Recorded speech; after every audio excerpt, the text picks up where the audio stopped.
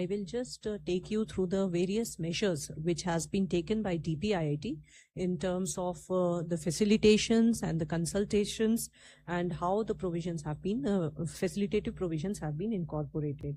So I will start with the regulatory provisions related to the availability of fuel and gas to the industry. And under Petroleum and Explosive Safety Organization, Peso, multiple activities and facilitative orders have been issued, which are oriented towards uninterrupted supply of fuel and gas. So under this, under compressed natural gas and compressed biogas, the dispensing stations, the licenses, the process have been expedited, and now till now we can say in the month of March until date 467 applications have been received and disposed of, and on a priority basis, bringing down the turnaround time. And also 157 cases, the final licenses have also been granted, and 38 prior approvals have also been granted in these dispensing stations. Thereafter, 41 biogas cylinder filling and storage plants have been granted the approval, and also the 14 plants, the license have been provided. In the light of demand for kerosene, the temporary relaxations or storage relaxations have been granted for superior kerosene oil storage up to 2,500 liters, and a one-time relaxation for 5,000 liters for PDS kerosene has been given for ensuring last mile continuity. And the domestic availability of ammonium nitrate has been secured by imposing a ban on the exports in the month of March.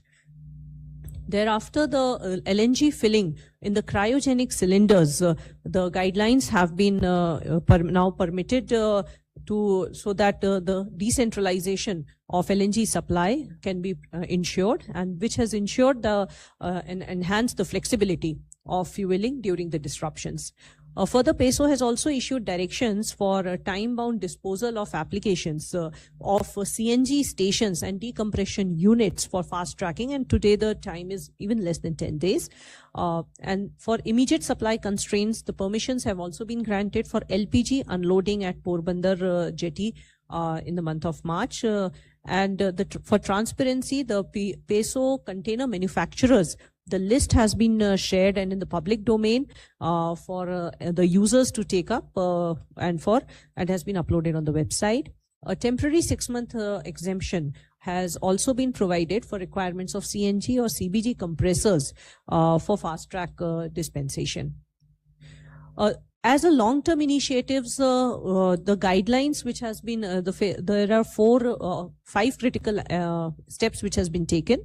The installation of district pressure regulating skids or DPRS at CNG and CBG stations have been, the guidelines have been issued. So this has addressed the land constraints, and it has expanded the gas dispensing infrastructure.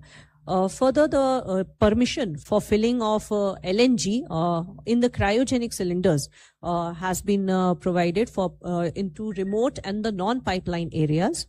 And approvals have also been granted for combination valves and the pressure relief valves for dimethyl ether in jumbo cylinders, and after the successful trial and to facilitate its use.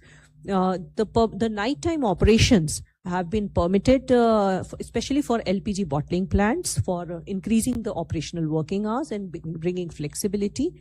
And the commissioning permission has also been granted for Petronet LPG for additional 5 MMTPA regasification capacity at the H terminal, which has increased the storage capacities.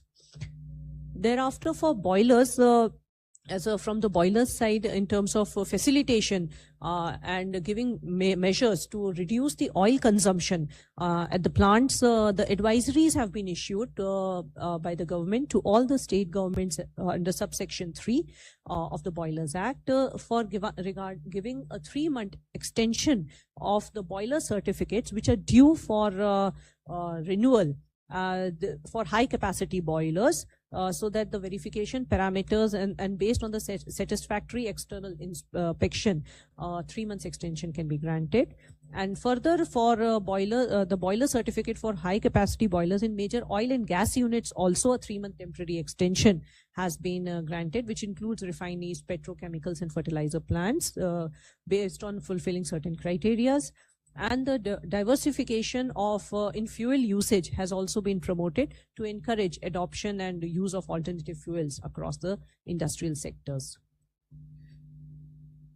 In terms of for domestic cooking, the induction cooktop cooking for in this sector, as there was demand which was raised by the industry, given in the light of the current surge in the demand, a stakeholder consultation was held in DPIIT in coordination with various further agencies, Ministry of Power and other identified institutes, for addressing the demand and supply challenges.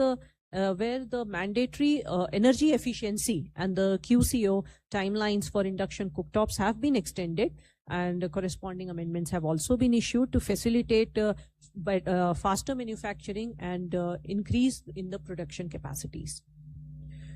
In the related to paint industry, which are I will now take you through the sectors which are with DPIIT. In paint industry, after the industrial consultations and the joint working group, the meeting in the requirement of the paint industry of various fuel and various raw materials and feedstock was taken, and under which the BCD has already been reduced to zero for HDP, LLDP, PPCN, which are basic ingredients required for paint in the industry. Further, the allocation of industrial LPG has also been enhanced from 50% to 70%. And thereafter, the various raw materials which is required for in this paint industry in terms of butyl acrylate and their availability has also been now facilitated by the refineries, and the buyers also have been touch-based with the concerned producers.